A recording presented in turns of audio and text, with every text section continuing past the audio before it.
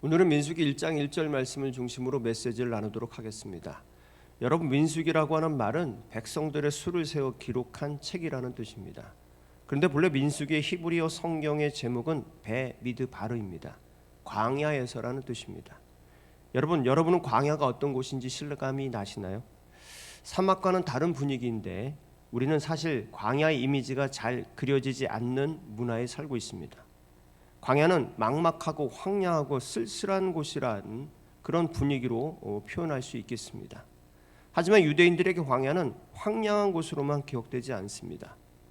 광야라는 뜻의 미드바르는 다바르라는 말에서 나온 것입니다. 이 다바르는 말씀이라는 뜻입니다. 그러니까 광야라는 말은 말씀에서 나왔다는 것입니다. 그럼 왜 유대 백성들은 광야라는 말을 말씀에서 가지고 왔을까요? 말씀과 광야의 관계를 이해하는 데 있어서 도움이 되는 말이 르하우라는 말입니다. 이 르하우는 문맥에 따라서 바람, 호흡으로 사용되기도 하고, 또한 가장 중요한 것은 하나님의 영을 뜻할 때 이 르하우를 사용합니다. 이 르하우는 유대인들이 광야에서 부는 바람 소리에서 따온 것으로 여겨지고 있습니다. 일종의 의성어에 가까운 것이겠죠. 유대인들에게 광야에서 부는 바람 소리가 르하우에 가깝게 들렸던 것으로 보입니다. 그런데 왜 광야에서 부는 바람 소리를 하나님의 영을 뜻하는 말로 사용했을까요? 여러분이 양치는 목동이 되어서 광야로 양떼를 몰고 나갔다고 한번 생각을 해보십시오. 밤이 되어서 야영을 해야 하는데 그날따라 바람이 거세게 불어옵니다. 밤새도록 간이 천막 같은 데서 웅크리고 뒤척일 수밖에 없을 것입니다. 그 거칠고 두려운 광야의 바람 소리가 여러분은 어떻게 들리셨겠습니까? 유대인들은 그 광야의 거친 바람 소리 속에서 하나님의 소리를 느꼈던 것입니다. 광야를 덮고 지배하는 바람 소리 속에서 삶을 지배하시는 하나님을 느꼈던 것입니다. 그래서 그들은 자신들이 믿고 따르는 엘로힘 여호와 하나님을 르하우로 표현했던 것입니다. 그러니까 유대인들의 광야는 어떤 곳이냐면 하나님의 소리가 들려오는 것이었습니다. 우리는 보통 인생을 산으로 비유합니다. 그러나 유대인들은 인생을 산으로 비유하지 않습니다. 광야로 비유합니다.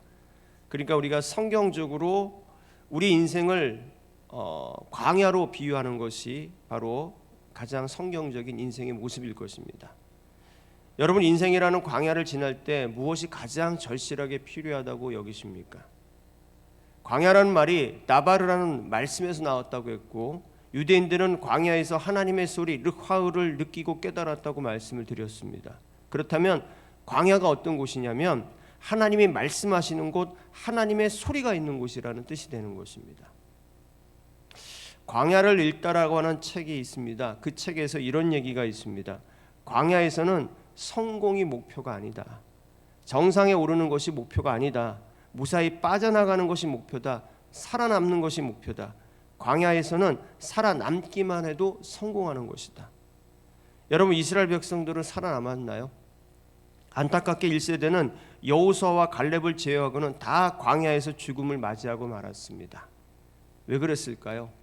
바로 하나님 말씀에 순종하지 못했기 때문에 그렇습니다.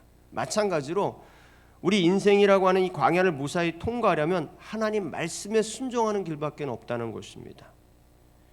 여러분, 하나님의 구속의 역사 속에서 말씀가로 바로 예수 그리스도이시죠. 그러니까 우리 인생이라는 이 광야를 무사히 통과하려면 말씀이신 예수님을 믿고 따라가는 길밖에 없다고 하는 것입니다. 아무쪼록 하나님의 소리이신 예수님을 믿음으로 인생의 광야에서 벌어지는 온갖 시험과 두려운 일들에도 불구하고 영적으로 승리하며 살아가는 믿음의 사람들이 되시길 주님의 이름으로 간절히 축원합니다.